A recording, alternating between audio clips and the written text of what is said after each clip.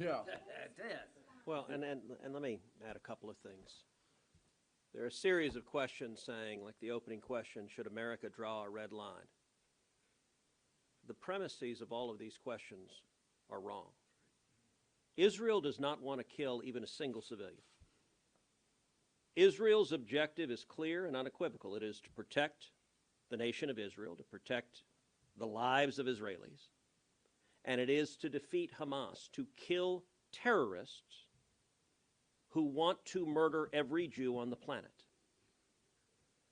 All of the questions, doesn't the Biden administration need to step in and stop the Israelis? No. Their objective is to kill 0 civilians, and there is no military on the face of the earth that does more to protect civilians, to avoid civilian casualties, than the Israeli military. They do things like, if they're going to drop a bomb, if they have intelligence that Hamas terrorists are in a building, they're going to drop a bomb on the building, they will do something like send a dud bomb first that lands on the ceiling of the building, doesn't blow up. And they do that so that the civilians can get out. Israel sends texts and cell phone calls to the civilians saying, we are going to attack here because Hamas is there. Get out. Leave. Save yourself. You know what Hamas does? Hamas says, stay. We want you, the Palestinian civilians, to die.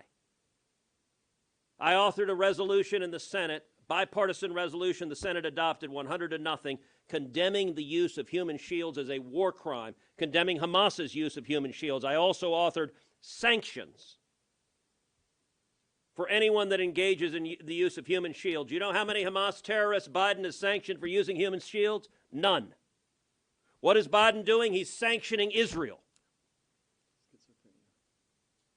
The entire premise, and contrast that to what Hamas does.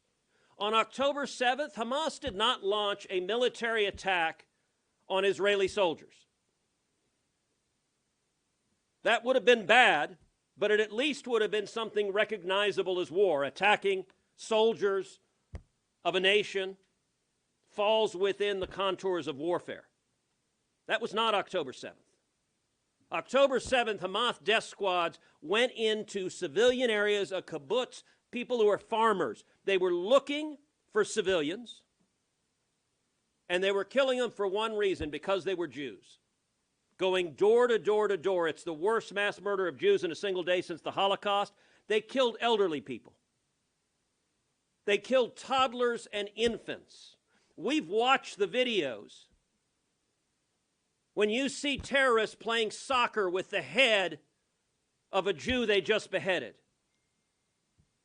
when you look at how they sexually abuse, violently rape little girls, women, mutilate them, they are disgusting. You want to vomit when you see the videos, and we've watched them because we have a responsibility. Why? Because they're knuckleheads who insist it didn't happen.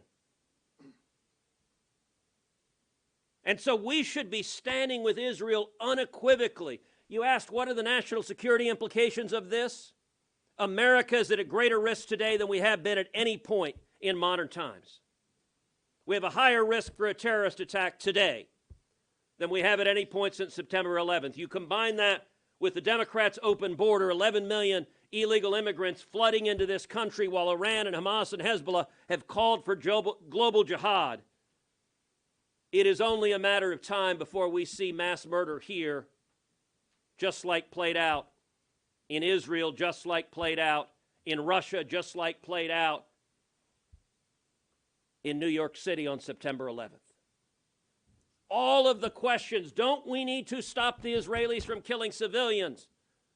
They are doing everything humanly possible to prevent killing civilians. And I want to make one final point on this. The enemies of America are emboldened. Iran is emboldened. Hamas is emboldened. Hezbollah is emboldened. Communist China is emboldened. Russia is emboldened. Venezuela is emboldened. North Korea is emboldened. What are the national security consequences of this? Today, because of Joe Biden's weakness and appeasement, the odds of China invading Taiwan have risen markedly. Because she is looking at this saying, oh, this administration is so weak, they'll tell Taiwan, hey, we won't give you weapons either. Chinese go on and invade. I want to finally underscore a very important story that broke last weekend. It came from Politico.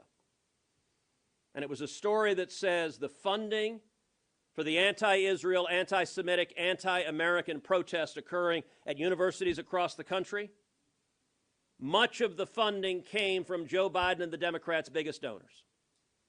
And here's who Politico identified. Politico identified George Soros, the Rockefeller brothers, Bill and Melinda Gates, and the Pritzker family, which collectively have given millions and millions of dollars to Joe Biden and to Democrats. Just about every Democrat in the United States Senate has cashed tens of thousands of dollars, if not hundreds of thousands of dollars, from those left-wing gazillionaires. Tell you a question every one of you ought to be asking every Democrat, including Joe Biden: are you going to give back the money? Are you going to give back the millions of dollars you took from the people funding these anti-Israel, anti-Semitic, anti-American protests? And if you're not, if you're going to keep cashing the checks from the people paying for the protesters that are threatening Jewish students, threatening their safety on campus, then you stand with what they're funding. It's a simple and basic choice. What is happening on campus is happening because the Democrat base wants it to happen. And what Joe Biden is doing is he's encouraging Hamas. Hamas saw that statement and celebrated. And you know what? If you're a Hamas terrorist, you know what you say? Keep fighting. Yeah. Keep fighting. You know what? We've now got Joe Biden coming to the rescue. He's going to cut off the Israelis' weapons. Let's keep fighting. We can kill more Israelis. Final question. I want to ask a final question. I want to ask a final question. We got two more after he asks himself the question. Why isn't there a single Democrat here? I want you to pause and ask. There are 51 Democrats in the United States Senate. Is there not one of them who's sitting there saying, wait, Congress just voted, they said they were voting to send billions of dollars of military aid to Israel. They lied. By the way, some of us said at the time, they're lying, they're not going to do this. They want to give money to Hamas, but they're not going to give it to Israel. Some of us said exactly that. But is there not one Democrat with the courage to stand up and say, Mr. President, this is wrong, and between Israel and Hamas, you should have the courage to know which side you stand on. You should stand with Israel? Two more questions.